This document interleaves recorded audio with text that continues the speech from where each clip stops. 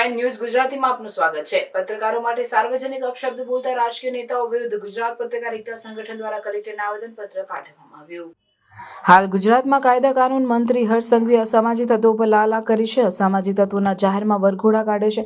અસામાજિક તત્વોના મકાનો પર દાદાનું બુલડોઝર ફેરવે છે। પણ ગુજરાતના કાયદા મંત્રી હર્ષ સંઘવી બોખલાઈ જઈને દેશની ચોથી જાગીર ગણતરી, દેશનો ચોથો સ્તંભ ગણતરી પત્રકારો ઉપર પણ અપમાનજનક શબ્દોનું ઉચ્ચારણ કરી પત્રકારોનું અપમાન થતા સમગ્ર ગુજરાતના પત્રકારોમાં રોષની લાગણી વ્યાપી જતા વડોદરા જિલ્લાના તેમજ તાલુકાના પત્રકારો ભેગા થઈ વડોદરા કલેક્ટરને આવેદનપત્ર પાઠવ્યું હતું।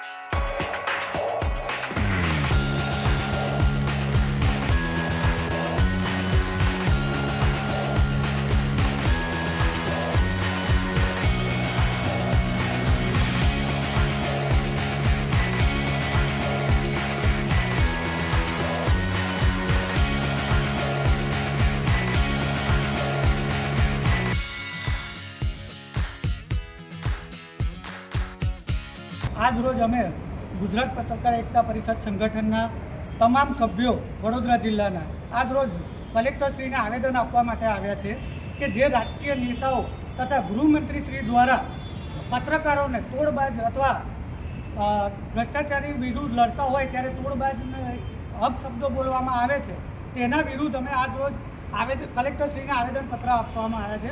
અમારું સંગઠન 32 જિલ્લાની અંદર કાર્યરત છે અને આજે તારીખ 2/4/2025ના રોજ સમગ્ર 32 જિલ્લામાં અમારા સંગઠન દ્વારા તમામ પત્રકારો એકઠા થઈને તમામ કલેક્ટરશ્રીઓને દરેક જિલ્લાની અંદર આજે આવેદનપત્ર આપવામાં આવ્યું છે।